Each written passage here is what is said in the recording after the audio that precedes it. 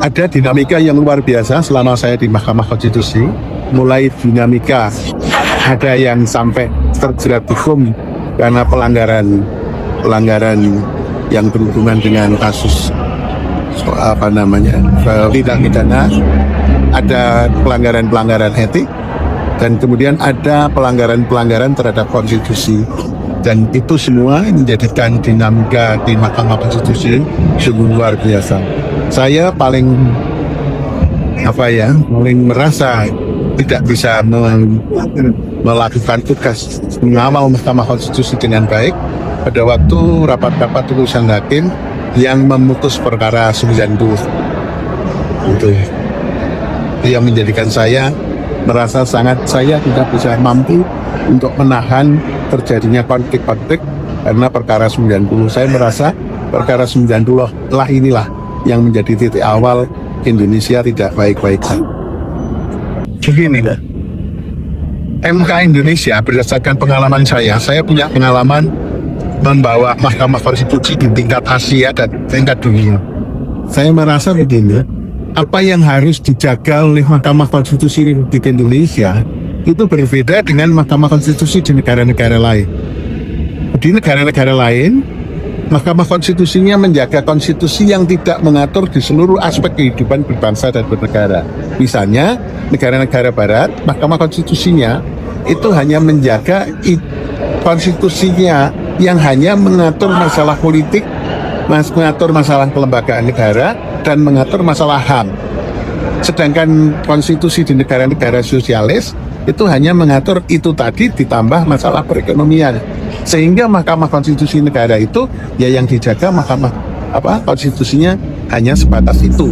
Sedangkan di Indonesia, Undang-Undang Dasar Negara Republik Indonesia tahun 1945 itu mengatur seluruh aspek kehidupan bermasyarakat dan bernegara. Oleh karena itu yang diatur itu mulai dari masalah politik, masalah ekonomi, masalah sosial, budaya, agama, bahkan masalah perkawinan pun diatur dalam konstitusi. Oleh karena itu yang harus ditegakkan ini lebih luas daripada apa yang harus menjadi tugas tanggung jawab Mahkamah Konstitusi di negara-negara barat maupun di negara-negara sosialis.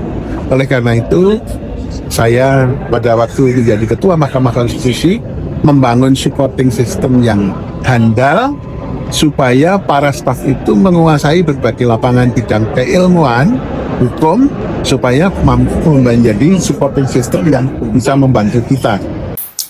Ya, teman-teman, Arif Hidayat resmi pensiun dari jabatan Hakim MK. Nah, teman-teman, ya Arif Hidayat ini adalah Hakim Mahkamah Konstitusi, teman-teman. Dan ketika putusan 90 ketika meloloskan Gibran Rakabuming Raka, maka Arif Hidayat ini masih ya menjadi hakim di Mahkamah Konstitusi. Ya, dia menyinggung bagaimana putusan 90 itu, teman-teman. Ya, memang ya putusan 90 itu katanya adalah awal dari ya polemik bagi bangsa ini. Ya, tentu ini menjadi satu perhatian bagi hakim-hakim MK yang sekarang ini. Ya, atas putusan 90 itu, maka Anwar Usman selaku paman Gibran sudah dipecat sebagai ketua Mahkamah Konstitusi. Tapi dia masih ya Mahkamah Konstitusi, teman-teman. Nah, ini adalah satu tantangan besar kata dari Arif Hidayat ini bagi Hakim MK, teman-teman, bagaimana memutuskan sesuatu ya. Dan kita tahu bahwa polemik ya putusan 90 itu ya sampai sekarang juga diperdebatkan, dan memang putusan itu cacat etik, teman-teman, sampai ya MK ya mencopot Anwar Usman sebagai ketua Mahkamah Konstitusi. Nah, tentu ya jabatan yang mereka pegang sekarang ini adalah jabatan yang sangat-sangat memiliki pertanggungjawaban yang sangat besar, teman-teman. Ya, selain dari memberikan pertanggungjawaban kepada rakyat, maka mereka nanti kelak akan memberikan pertanggungjawaban kepada Tuhan yang Maha Besar, ya, karena atas apa putusan-putusan mereka. Nah, Arif Hidayat tadi menyinggung bagaimana dengan polemik ya putusan 90 sehingga Gibran lolos dari ya wakil presiden atau bisa lolos mendaftarkan diri sebagai calon wakil presiden pada saat itu. Karena kalau tidak ada putusan 90 itu, maka Gibran tidak bisa mendaftarkan diri sebagai ya calon wakil presiden.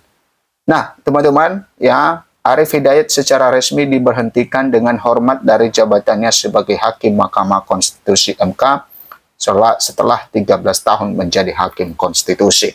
Nah, ini sangat lama sekali, teman-teman, 13 tahun menjadi Hakim Konstitusi. Dan tentu ya kita mengharapkan supaya penggantinya nanti, ya tentu ada penggantinya, tapi masih belum kita tahu siapakah penggantinya. Adalah orang yang memang benar-benar profesional ya dalam bekerja, ya, kemudian orang yang takut akan Tuhan. Ya, kalau ya hakim saja tidak takut Tuhan, ya tentu ya putusannya tidak akan ya bisa memberikan keadilan bagi warga negara. Ya, dia saja tidak takut Tuhan, apalagi ya masyarakat, apalagi manusia. Makanya sangat perlu sekali dilihat bagaimana kerohanian dari seorang hakim tersebut. Karena itu sangat menentukan sekali, seperti yang saya katakan tadi, ya bahwa ya Tuhan saja tidak takut, apalagi ya dengan manusia. Makanya putusannya ya tidak memberikan keadilan. Nah, ini yang menjadi satu ya pertimbangan ya supaya itu harus diuji. Apakah orang ini ya layak untuk menjadi hakim, mengambil satu keputusan ya yang benar, ya tidak takut, ya berani mati asalkan ya kebenaran ditegakkan. Nah, itu adalah prinsip yang sangat bagus ya yang harus dipegang oleh hakim. Nah, Sekretaris Jenderal MK Heru Setiawan menyampaikan petikan keputusan Presiden RI Prabowo Subianto nomor 9 P tahun 2026 tentang pemberhentian dan pengangkatan hakim konstitusi yang diajukan Dewan Perwakilan Rakyat. Nah, ternyata bahwa